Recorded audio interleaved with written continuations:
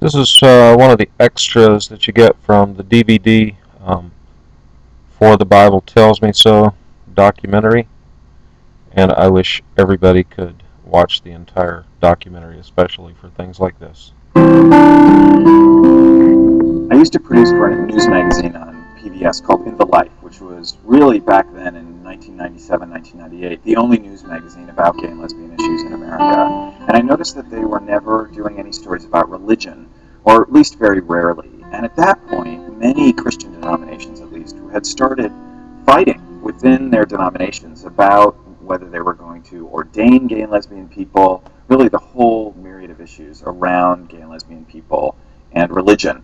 So I went to the executive producer and said, I really think that we need to talk about this and we need to tell people that these discussions are going on.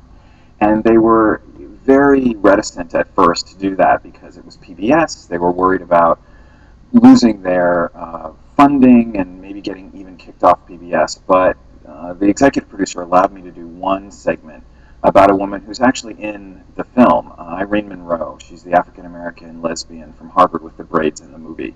Anyway, I produced this sort of feature about her and her life and the fact that she was this openly gay woman and also this very wonderful street theologian who went all over Boston and talked to a lot of different people about God and her belief in God.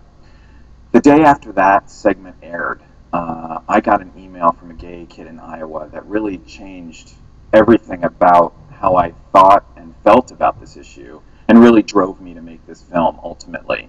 It was 5 lines, and it said, "Last week I bought the gun. Yesterday I wrote the note.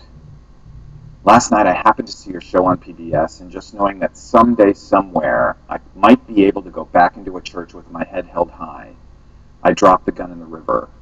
My mom never has to know." After getting that email,